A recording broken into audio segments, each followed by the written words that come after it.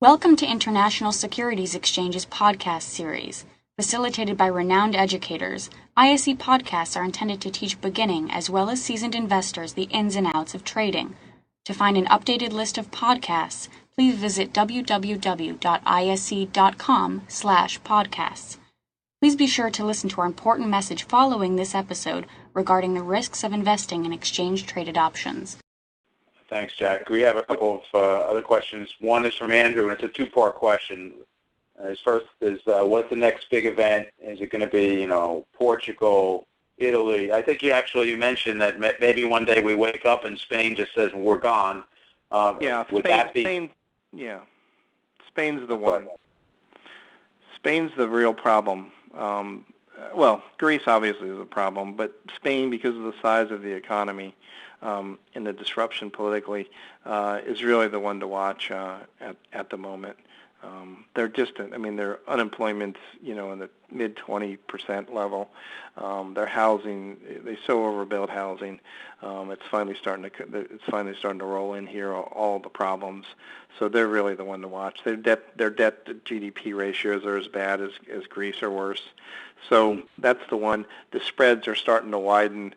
And if we go back to this chart, the spreads are no matter what's been done, the downgrade from Moody's just the other day of Spain, you can see the spread between Spanish and German bonds are as highest as they've been since this started. This is today. So Spain is the one to watch here. Interesting. And then Andrew, the second part of his question is, I guess I call it the battle of the gyms. This is me, and he didn't say this, but Jim Rogers versus Jim Canos, as far as who do you think is right? Obviously, one is believing that the commodities are going to explode, and Canos is saying that China's economy was going to implode. I think I know which side of the fence of the battle of the gyms you're on, but if you wouldn't mind expanding on that. Yeah, we tend to be on Canos' side of this fence. Two reasons. Number one, we do think the China housing problem, although on a relative basis, if you just look at the official numbers, you could say that it's not as bad as the U.S. was. They have more down payment. There's more demand, that type of thing. But if you look at the massive overbuilding on the commercial side of the fence, it's huge. And you look at all the games being played by the state-owned companies and just the locales, just the various governing provinces. There's a massive amount of bad loans sitting out there that would take a lot of cover from the Chinese government, and when they do that, it takes away consumption money, which they need. They need to grow their consumers because the export domestically are falling. We also think deflation is in the air. We think because of the continued massive write-down of private debt, and the euro is part of this, and we're still seeing in the U.S. the private deleveraging continues very, very swiftly. That's why all this fiscal stimulus by the governments is failing, and they're about out of bullets. This type of thing this type of debt implosion that we could see in Europe is very, very deflationary for the global economy. And if you consider the fact that China has a massive overbuild in so many industries and massive amount of oversupply, that's a deflationary scenario because they're going to push those final goods prices down lower and lower. We don't see global pricing pressures. And as I said, fiscally, the governments are out of bullets. On a monetary side, it just doesn't seem to matter anymore because there's been a secular change in debt. So we see deflation and oversupply and lack of global demand leaning on Chanos' side.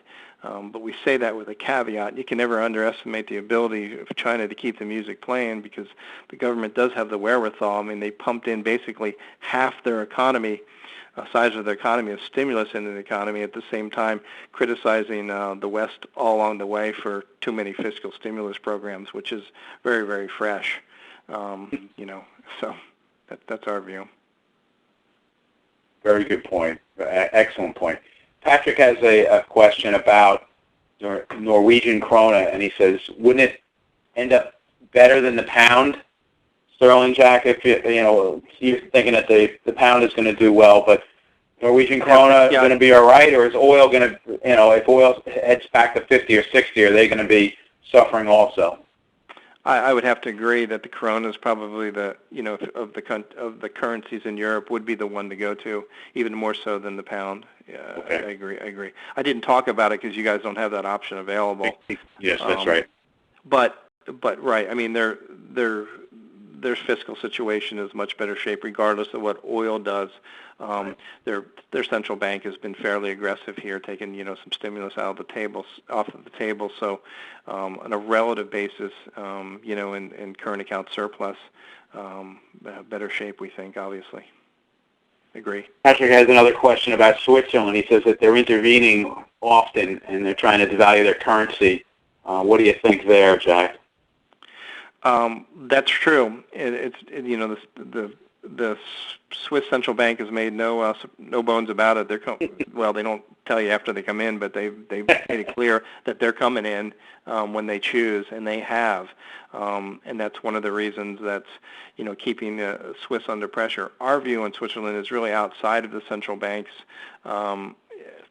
purview, in that if we see a contagion, we think we're going to see more and more bad loans come to the surface in Swiss banks that we think are going to surprise people. We may be wrong there, but we think the exposure to Eastern Central Europe with Swiss banks is more than the market expects.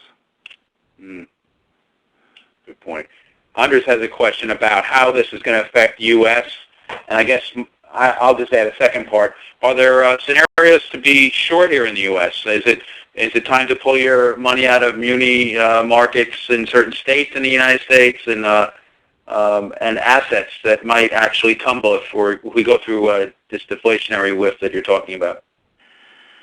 Well, I don't want to try and make that call for people, obviously, in those asset classes. But I do see a scenario, and somebody who has been kind of outlining this from a real broad stroke standpoint is Robert Prechter, and he's talked about this idea of deflation settling over because of the implosion of debt, and the real secular change. Not just a cyclical, and that's why, and we buy into the idea that this business cycle is not your father's or your grandfather's business cycle. It's a secular change in the global economy because of global rebalancing and the massive potential for deflationary pressures in here. And we've already seen the hits to financial institutions and the degree of credit risk we never ever expected, and that bodes to the idea, and states, every state in the U.S., some are a lot worse than others, obviously, are in trouble in terms of cash flows and falling tax revenues. So munis in general, I think you got to be, very, very careful for sure. And Prechter talks about it again, going back to him, you want to have stuff that is basically in cash. And it's kind of a dire view in here, but we see the outlines of it in here. We haven't seen the U.S. rebound, no matter how much fiscal stimulus they put in, and this goes to the idea, which we think is a big mistake. I mean, going along this Keynesian economic playbook, which is a disaster. It doesn't create wealth. It just steals wealth from the private sector and then wastes it more. I mean, when they increase taxes from us in order to spend it other places more inefficiently during a recession, it's a disaster scenario.